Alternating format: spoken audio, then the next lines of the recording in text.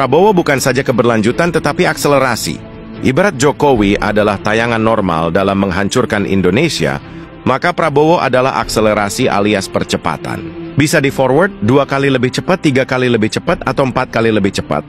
Bayangkan 10 tahun Jokowi merusak Indonesia. Prabowo bisa melakukan lebih buruk 2 kali lipat dalam waktu beberapa bulan saja. Jadi Prabowo adalah akselerasi alias percepatan. Percepatan menuju apa? Jawabannya, percepatan menuju Indonesia bubar. Baru kali ini ada pemerintah bukan saja memiskinkan rakyat secara perlahan, tapi merampok secara terang-terangan. Tanah nganggur 2 tahun akan dirampas oleh negara. Ini benar-benar sinting. Bahkan penjajah VOC saja tidak sekeji itu. Penjajah VOC hanya memonopoli perdagangan. Tapi ini sudah memajaki di dalam segala lini, merampok lagi. Tidak cukup sampai di sana, pemerintah juga akan merampok uang masyarakat yang disimpan di bank. Jika tidak ada transaksi dalam 3 bulan, maka uang Anda akan dibekukan. Ketika dia sudah dibekukan, maka dia akan menguap dan masuk ke kantong kas pemerintah. Untuk bisa mendapatkannya kembali adalah nasib-nasiban. Tidak cukup sampai di sana, pemerintah juga memajak para pedagang online yang penghasilannya tak seberapa. Harusnya pemerintah malu karena tidak bisa menyediakan lapangan pekerjaan bagi mereka, sehingga mereka harus jadi pedagang di online, tidak punya toko, tidak punya lapak, tidak punya modal. Namun dengan kejamnya, pemerintah sanggup menghisap darah mereka sampai habis. Tidak cukup sampai di sana, pemerintah juga akan memajak para konten kreator, baik di YouTube, Facebook Pro, dan TikTok, sekalipun mereka tidak punya kontribusi apa-apa. Seperti menyuntikkan modal, menyediakan kamera, bersusah payah menulis skrip, syuting, atau mengedit konten yang sangat menguras waktu dan energi. No, tidak ada sama sekali. Tapi dengan berbekal senjata di tangan, mereka sanggup meminta jatah, tak ubahnya seperti preman, dan banyak kegilaan-kegilaan lainnya yang dilakukan pemerintahan Prabowo selama 8 bulan jadi presiden. Dan semuanya ini dilakukan dalam waktu bersamaan. Benar-benar edan. Inilah yang disebut dengan akselerasi alias percepatan untuk memiskinkan rakyat Indonesia.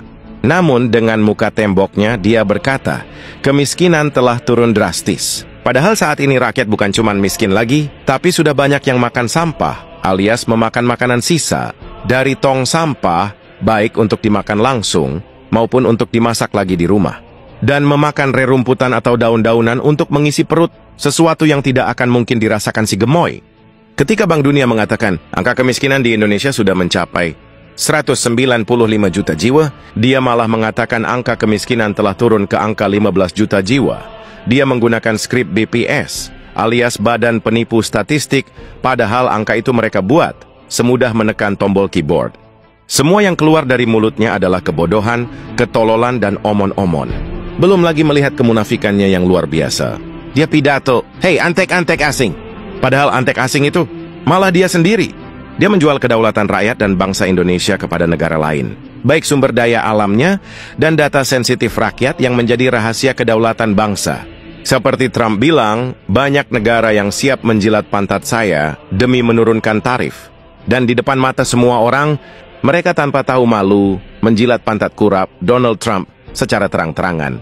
8 bulan jadi presiden, pekerjaannya hanya bagi-bagi kue kepada para pejabat dan para koleganya. Ini benar-benar akselerasi alias percepatan. Mungkin bukan 2 kali lipat lagi.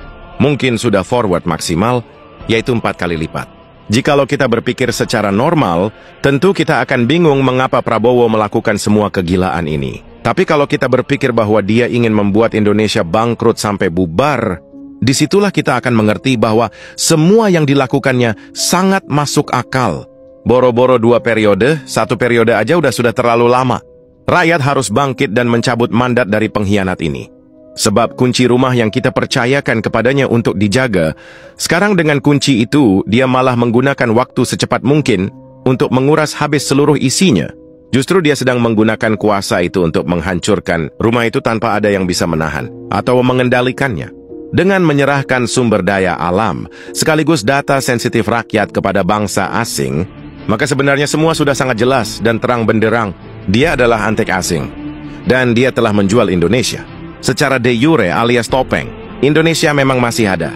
Tapi secara de facto alias hakikat sebenarnya, negara kedaulatan Indonesia sudah tidak ada lagi. Sudah digadaikan oleh pemimpinnya sendiri. Yang ada saat ini hanyalah perbudakan alias kerja rodi, di mana kita semua dicambuk dan diperas, untuk membayar hutang yang mereka ciptakan dan mereka korupsi sendiri. Lantas apa yang bisa kita lakukan sebagai rakyat? Apakah kita akan diam melihat semua kekejian dan perbudakan ini? Mereka mungkin punya senjata mesin untuk memaksa, mengintimidasi, dan menjajah rakyat. Tapi sejarah mencatat, rakyat bisa melawan penjajah dengan berbekal bambu runcing. Dengan satu syarat, rakyat kompak bersatu dan merapatkan barisan. 17 Agustus, kita hentikan Raja Omon-Omon, kita lawan penjajah, dan kita lengserkan penguasa zalim.